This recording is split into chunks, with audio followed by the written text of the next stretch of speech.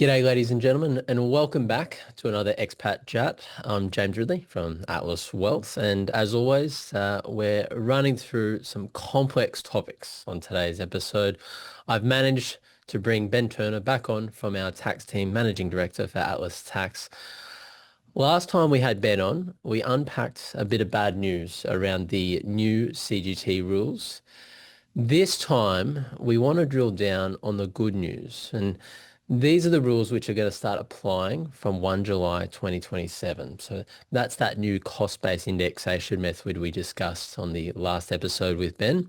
Today, the good news, there's certainly some quirk around the same rules that can actually leave Australian expats better off, funnily enough. So for today's episode, we want to unpack that with Ben. Good morning, mate. How are you? Yeah, very good, James. Thanks for inviting me again. It's good to be here. Absolutely, mate. And listen, before we get into today, I always have to run through a bit of a disclaimer. Brett's great at these. I'm not. Brett's still on leave. So let's see how I go. Uh, Please do not take anything today as personal, financial, or personal tax advice. It's general information only. Anything we run through today, any examples, they're deliberately simplified. The law is brand new and still changing. So please get advice on your own personal situation before acting on anything. Reach out to the team at Atlas Wealth Group and we would be happy to assist. So, mate, let's start running through some of the quirks because obviously we unpacked the bad news on the last episode we got on around the indexation. Um, Indexation, it's not applying for expats with foreign residency history. This time, obviously, we're doing the good news. Where do we start? Yeah, that's right. So, look, you're right. Last time we focused on the indexation aspect, and that Mm, was, a key thing that we were looking for. How is it going to apply for expats? Because it wasn't ever really announced as to how indexation was going to apply. It's very clear from the legislation that they put out in black and white. If you had a period of foreign residency or temporary residency over the ownership period, that just indexation was not applicable to you. So that's quite a harsh outcome. mm, There's a second part to this though, which is then, well, to what extent is the capital gains tax discount applicable to these periods? So I was expecting maybe there'd be some sort of, hard stop, some sort of adjustment, something like that. So we really yep. dug into that, and that legislation was a lot more complicated. Mm, And there were some strange outcomes from that. So yep. I want to talk through that, but Hmm. it's like you said, there's some potentially really good news that can come out of this, Yep. even better than tax residents in some cases. So yeah, it's Yeah. be good to unpack it and sort of Yep. work through that. Yeah, absolutely. And it's rare that I guess Australian expats are thought about when they're drafting these kinds of legislation. We can go back, we look at when they actually removed the 50% CGT discount back in May 2012, and then they kicked and got rid of the main residence exemption as well. Hmm. So it's good to see that there might actually be a little bit of a subtle silver lining. So I guess let's look at that recent interview you did. I saw that you're quoted by the Australian Financial Review this week on the indexation aspect. Hmm. So it's certainly getting some attention off the back of that interview. You did. I think I've seen Today the Today Show, Channel Nine's been on there. There's been couple of different people interviewed just off the back of you discovering, I guess, this hole in this legislative piece. Why is it now getting that kind of attention? Yeah, I mean, because it is on its face quite a severe outcome, right? And Yep. there's been, like you said, a lot of spin-off articles that have sort of come from that. Unfortunately, some of that they've taken it a bit too far. Yep. They've gone and somewhat misrepresented the aspect and pushed outside of the indexation discussion Yep. and basically said it's a broad base change and the CT discount aspect just is off the table as well. And in some respects, I can understand why that comes to those conclusions. That was my Mm. expectation Yeah. before working through the legislation. Yep. Everything was touted as this is the end of CGT discount. We're moving to this new model called indexation, right? Mm. So the concept that for some reason that expats might still be able to avail themselves of the CGT discount in some way just seems a bit strange. But Yep. that's effectively what some of the conclusion that some of these spin-off articles have sort of led to. So I do, I would just say people need to treat some of these articles with some caution. And as always, like you said, make sure you get advice as Mm. to what the current lay of the land in is and how it applies to your personal circumstances, because you can't always rely on some of those things, especially some of the calculations that they put forward. They were Yep. quite oversimplified and not quite accurate in some respects. That's right. Yeah, I did see an interview on the TV. I won't name anyone, but they absolutely butchered it, to be honest, and they misrepresented the updated change in the legislation, and that would have got a lot of views. So I'm sure that's doing the rounds right now in a lot of forums. Um, Mhm. I guess, I mean, you mentioned just before, it took a while to work through the discount side, probably a lot Mhm. longer than you thought compared to the indexation point. What made it tougher to pin down? I mean, the indexation part was just like one part in the legislation that was black and white, right? But the CGT discount part, there was so many different intersecting legislative links that you needed to work through in Hmm. order to get to the outcome. It's kind of like if this, then that. So in working through that, it took a long time. And Mm. then because of the unexpected outcomes it was producing, I actually liaised with some of the best tax minds in the country to be able to get their take on that as well and just sort of corroborate the findings. And we all came to the same conclusion that this is correct in the sense that of how that applies. So Mm. it's an interesting one. It does come with a little bit of a caveat as to whether or not things will remain that way. But yeah, that's what I guess has led to, I guess, some of this taking a bit longer to work through and tease out. So we want to make sure Yep. that was 100% accurate before announcing the detail. Yeah, I mean, and it's funny, unintended. So the government's obviously, and we talked about this on our last episode briefly when we got you on, was it's just like they've rammed this legislation through unintended Hmm. consequences and sometimes unintended silver linings Hmm. without any thought. I guess what, based on that, we're talking about the 50% CGT discount. We're talking about cost-based indexation. So what's the actual finding at the moment? For some expats might still get the old 50% CGT discount under the new rules. Yeah, so I'm going to get a little bit technical, so please bear with me, and you might need to Yep. watch this a second time to kind of get your head around it at home. But Hmm. uh, consider there being a particular pathway through indexation. So if you are a non-resident over, or a temporary resident over some of the ownership period and you sell an asset after 1st July 2027, that's subject to CGT in Australia, then you fall outside of indexation. So no indexation on that. That was what we talked about first and foremost. Hmm. Now, what the result of that is though, when you work through the CGT discount legislation, it puts you into a different stream.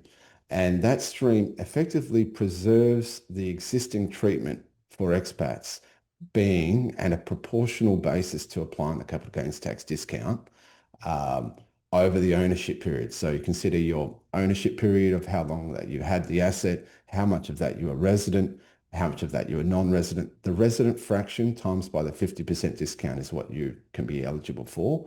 And what that can mean is that if you've got longer periods of residency over versus non-residency over that ownership, that can be quite a significant difference. And Mm. compared to someone who's a tax resident the whole time, have to move into the indexation model, which we assume will be, somewhere between 3 and 5% annually. Could be quite a big difference between those two calculations.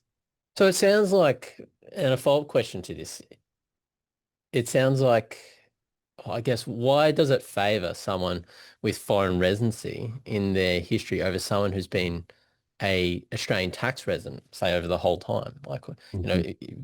there's obviously someone with partial residency slash non-residency versus Yep, someone yep. with just tax residency. Yeah, it seems like So it could lean. yeah, I mean, and like we said, the devil's in the detail. It doesn't automatically mean it's a better outcome. You Yep, need to yep. consider your situation. Where it will benefit somebody is when they've got these long periods of residency fractionally compared to non-residency. Okay. Um, so say you're a non-resident over the whole time. And, so back to the 2012 days, you've been non-resident since owning the asset since then, and just remain non-resident, and your fractional a proportional basis is still going to be zero. Yep. So that's not going to give you any benefit. No. But say you held an asset for 10 years of residency and then moved overseas, became non-resident and sold after 1 year, then you've got a much higher fraction there compared to someone who's on the indexation path, which is going to be a much lower reduction of CGT. Yep. Wow. Okay. So, I mean, way I can frame that up is it's not a bad thing to be a non-resident, especially for some period of ownership. If anything, it could let you tap into a greater discount or capital gains tax outcome, to be honest. Can you give us an example of maybe the kind of person this could apply to and how much could it actually be worth to someone in practice? Yeah, and I'll give you an extreme example. Yep. Obviously, like I said, it can be a whole range here, so you do need to kind of ask your circumstances specifically. But Mm, let's imagine that you've like we're after 1st July 2027, so we're into the new indexation rules. mm, Um, the CGT discount is meant to be behind us, but the way that the legislation is drafted, say you've bought $100,000 worth of crypto and it goes 10x within the next year. So yep. you're now sitting on $1 million.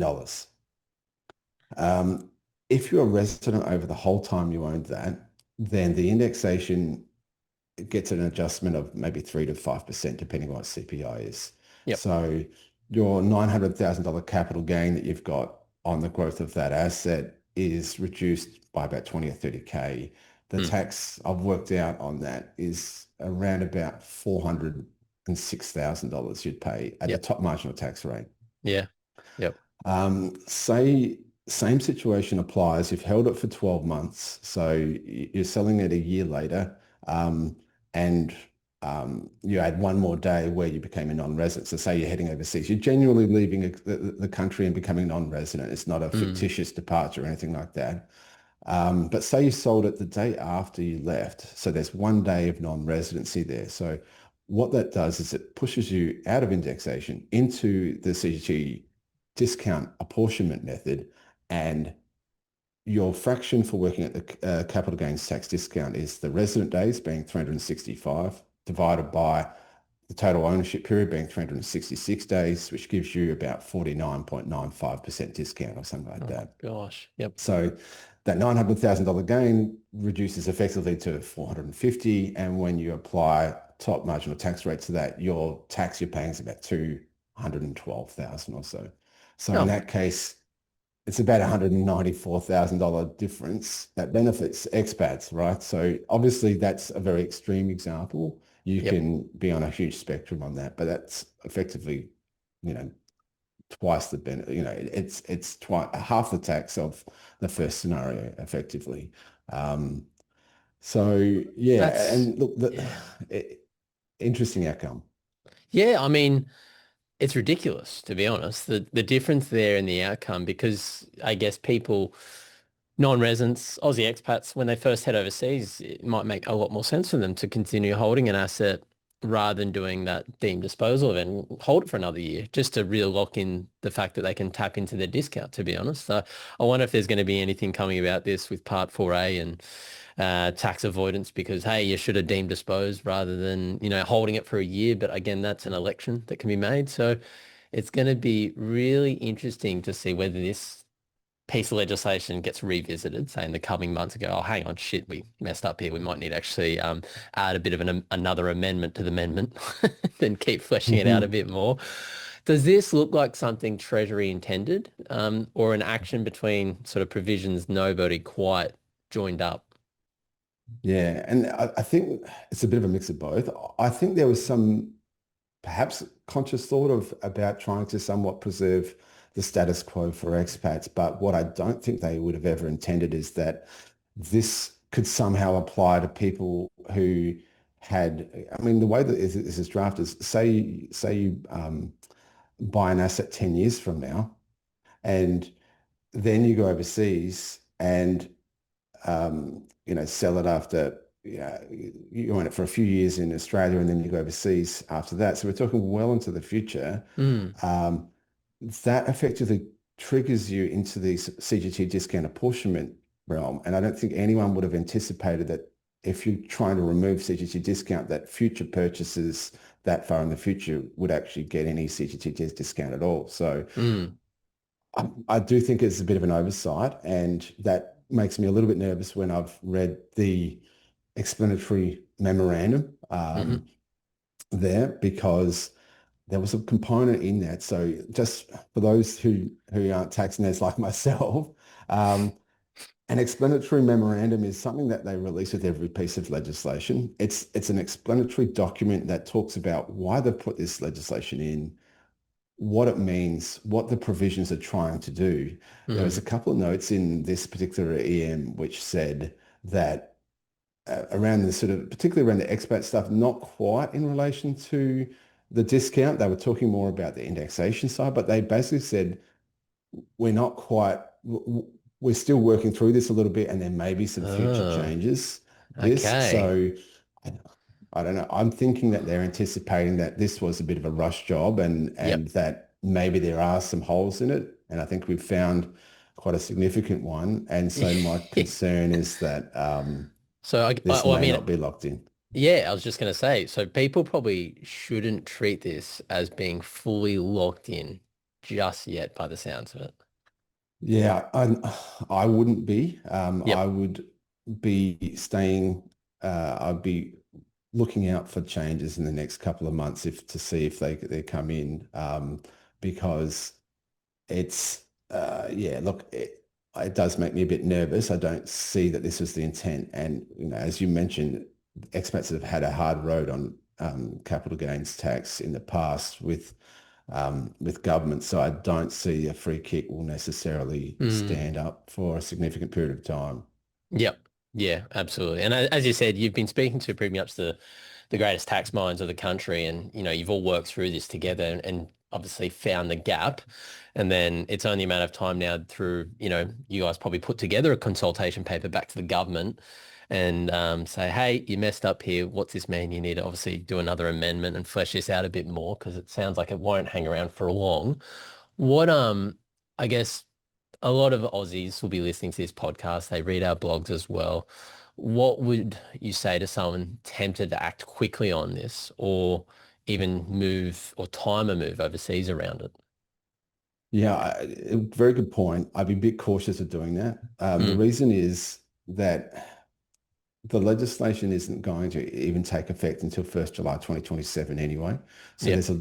we've got a year now between now and then before for the government to effectively find any of these things and re-legislate on some of those components.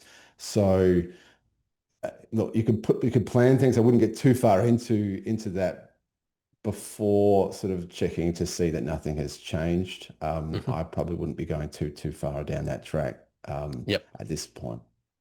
Yep. So I guess the one thing you wouldn't want someone to check, the one thing you'd want someone to check before relying on any of this. Yeah, so I think we should like we're obviously available to assist clients if they've got particular circumstances that they want to run through. You want to make sure Yep. that your circumstances are considered, and that could involve some modeling or something like that, because the numbers can vary significantly based on some of these outcomes. Mm. The it's because of these changes that are on foot. I mean, we'll obviously be following this very closely. So Yep. watching our website, blog posts, Yep. following us on LinkedIn and all this social aspects, Yep. and being wary of third-party resources that may have not, who may not be tax specialists, Yeah. who make a comment. There's a lot of people that make their own uh, assessment on these sorts of things and Yep. misunderstand it. I heard something around it's just only applying to property, not shares, Yep. but that needs to be understood in a broader context as well. For Mm. example, if you're deemed disposed, then perhaps it's not applicable. And that was a comment in one article, which I completely agree with. But if you Yep. don't deem disposed, then you're still on the hook for CGT on those assets. That's And right. so it can apply to you. So you do need to fully understand the specifics of your situation to be able to get a good read on this. And that's Yeah. where sort of staying close to us can help. Absolutely. And I mean, it will be quite noisy and it will feed off a bit of a news vacuum, this kind of update to the legislation. And that's where it can get twisted and turned, call it Chinese whispers. But make sure it's coming from a vetted source. If you're unsure, make sure you reach out. I mean, if we're trying to sum this up today, the takeaway, the headline was expats were losing out on indexation, but I guess the details show it's definitely not that simple. And for the apportioned discount could work actually in their favour, Australian expats. So that's a really good takeaway, good silver lining. Just remember, it's early days. I think we both can't emphasise that enough. The rules will almost certainly shift before July 2027. So don't build a plan around probably the legislation today, unfortunately.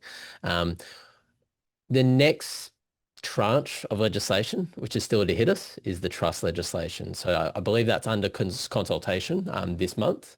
And then we might see the draft legislation of that sometime next month. So this is all part of Labor's big tax plan and big tax reform plans, which a lot of us aren't enjoying. But that is also the next piece, which will impact a lot of Australians, a lot of clients, a lot of expats that have unique structures set up. So keep an eye on the socials. We will also be doing a webinar on property and CGT and whatnot in the future, probably by the end of, I'd say, next month. So we'll be putting that out in the socials in the meantime. Ben, really appreciate you coming back on, mate, and getting in the hot seat, letting me ask you the hard questions. It's been great having you on. In the meantime, guys, to stay tuned, give us a like on the podcast, jump into our Facebook group, the Australian Expat Financial Forum. There's a bit of commentary going on in there right now around the CGT changes, and stay tuned for our next expat chat. Thanks for your time, Ben. Thanks, James.